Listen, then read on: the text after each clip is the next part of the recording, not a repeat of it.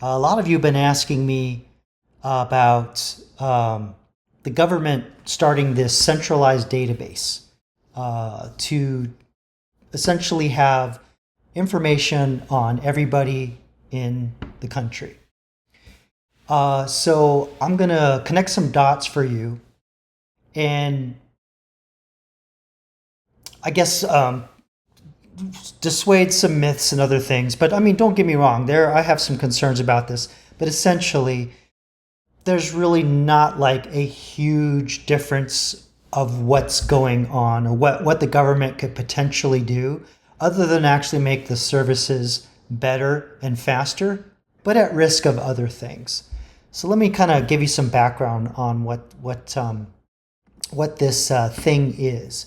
So there was an executive order signed back late March. Yeah, it says here, ChatGPT says March 2025. And this was all part of the Doge stuff that is now kind of gone by the wayside. Lots of other things are kind of in the mind of the public, but there's still a lot of things going on with Doge. But one of the big things they wanted to do was to, as part of eliminating waste, is to make a central database.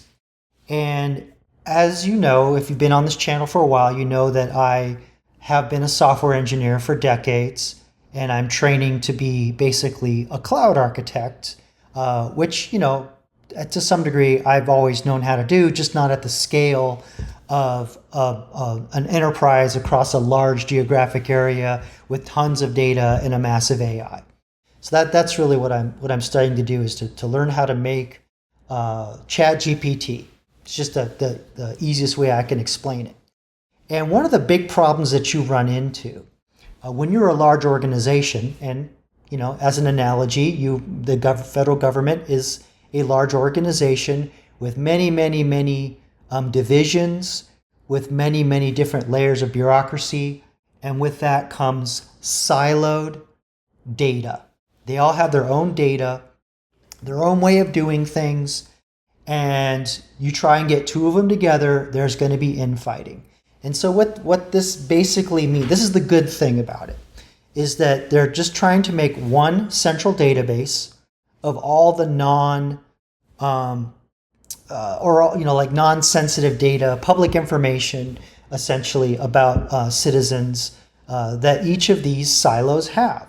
So one silo is the IRS, another silo is the Human Health Services, another silo is Medicare, and then we also have Medicaid, which is federally funded or partially federally funded state Medicare type programs. And this is where it gets sticky, where one of the areas where things can get a little sensitive.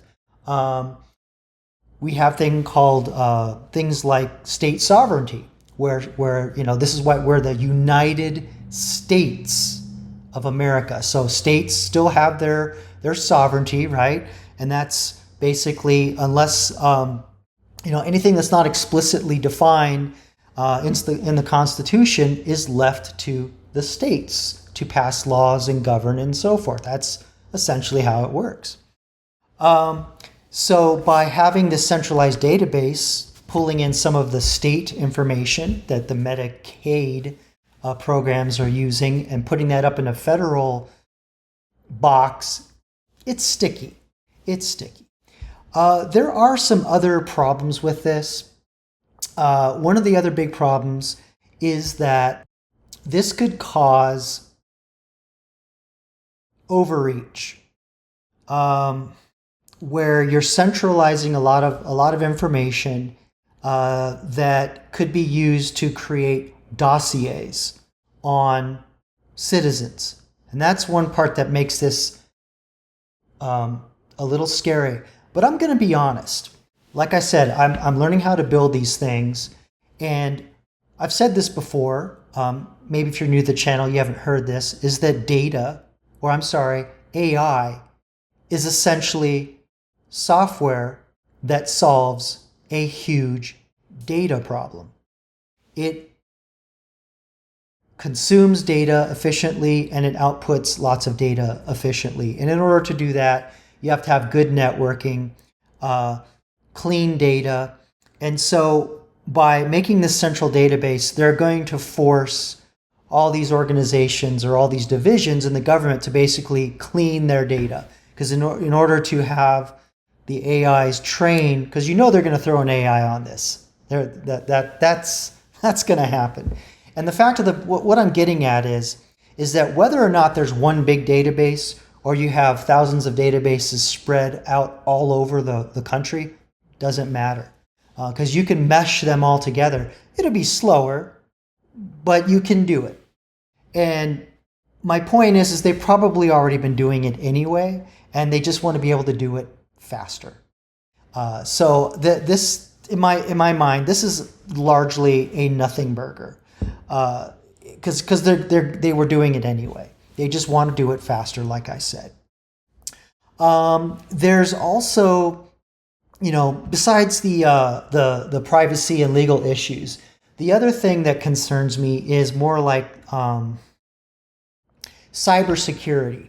So it's one thing where, you got all the data siloed and, IRS has its data, healthcare systems have their data, so on and so forth. So all the different services that we avail ourselves as citizens of the United States, there's inherent hardened security as a result of the data being siloed.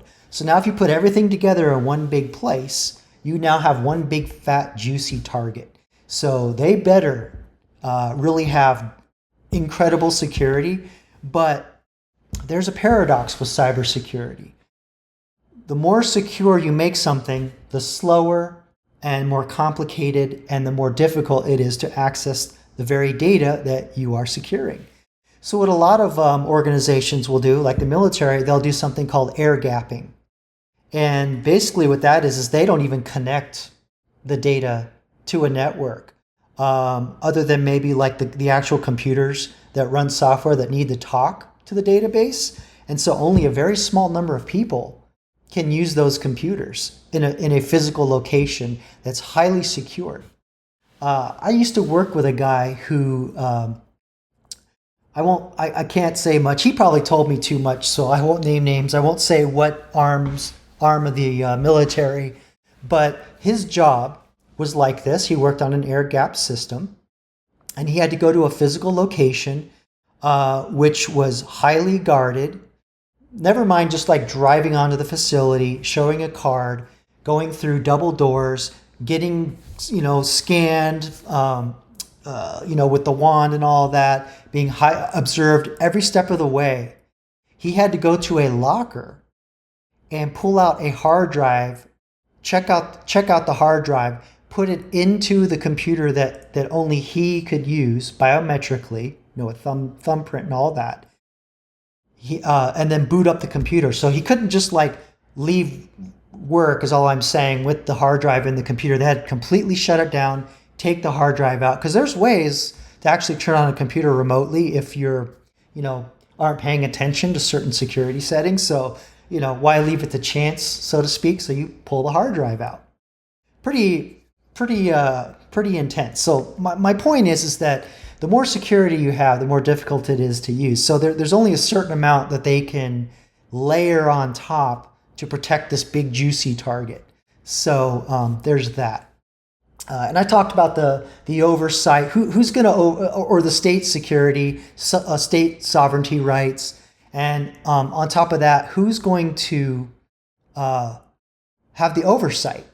How much oversight can the states have on what's being ingested? How much oversight does the federal government have over, the different aspects of where the data comes in? Because there's different, the laws are very Byzantine around how things are regulated and how the data can move around. And in AI, just in the corporate world, there's a job just for that. It's called AI governance, like how the data can move around. Because there are companies that are multinational that, because of certain laws, their data can't go from one country to another country. Happens a lot in the EU. There's privacy laws, how you encrypt the data when it's stored in the database, which adds other levels of complexity in identifying things. So yeah, just how is that data going to be governed? That's another thing. But this was all part of Doge, and I just wanted to bring this up because I've been getting asked about this one database to rule them all kind of thing. But the real big stink is that there's the company Palantir, which is named after the Oracle orb that I forgot which wizard it was in the Lord of the Rings, but I think it was, I don't want to say Gandalf's mentor, but he was certainly up there alongside or higher than Gandalf, and he was turned evil because of looking into the Palantir, and he got exposed to Sauron. So maybe some foreshadowing there, but the point I'm getting at is that that's where the company got its name from, and they've been denying left and right. Oh no, we're not involved. We're not. But the way they worded it was like, well, we're not in control of the data. Well, of course you're not. You're just giving the government the tool to solve the large data problem, right? Like I've said, AI is a huge data problem. So yeah, that's one thing. But the big thing for me is privacy. How much of our privacy is going to be eroded by centralizing these things? Because again, by naturally having the IRS with its own Byzantine bureaucracy and its own data, and Medicare having its own Byzantine regulations, silo data, bureaucracies, and so on, however you slice it, it's messy, it's inefficient, but by function of that, we get a lot more privacy out of it. So yeah, it's that's the part that really scares me about it, if you really want to know. But anyway, I know this is not like the normal type of videos that I've been doing. When I first started the channel, I did car videos. I actually talked about AI while driving my car. If you go back and watch some of those, there are actually some really good ones where I talk about AI causing the next energy crisis, how it's going to affect education, all kinds of things, probably about 3 or 4 months ago. And then when it started getting really cold, I built my studio, and now that it's getting warmer again, now I'm moving back downstairs probably. So behind me is my workbench where I tinker on electronics and stuff. And I might just move my studio down here during the hotter weeks, which it looks like it's coming fast. So, but this, in the meantime, this is probably what I'm going to do. So bear with me. I apologize. The sound's not as good. And if you missed it, last week I premiered my AI Oracle, the 8-ball, and we had a lot of fun. So I basically opened up the live chat so that viewers could actually ask questions of the AI in the stream, in the software. And my next goal is to create some more characters where they will talk back in a character voice. And some more layers on top of that, which I won't get into now. But if you want to learn more about all of that, go watch last week's live. It's called AI Oracle. And of course, I have my new book, 50 Prompts That Make You Superhuman. So if you want to at least get the basic skills to collaborate with AI, it's one thing to just go into ChatGPT and ask it questions like it's Google to do searches. That's not where you want to be. You want to be able to have conversations with AI so that it sparks your creativity and enhances your other capabilities. So my 50 Prompts That Make You Superhuman is a great way to start with that. It's a pay what you want. If you want to download it free, you can. But if you want to support the channel, the minimum asking price is there. Or some people have put in a lot more. Either way is fine. I appreciate you stopping by the channel and watching. If you like this kind of content, like and subscribe. In the meantime, as I transition to the new spot, thanks for watching. And until the next one, peace.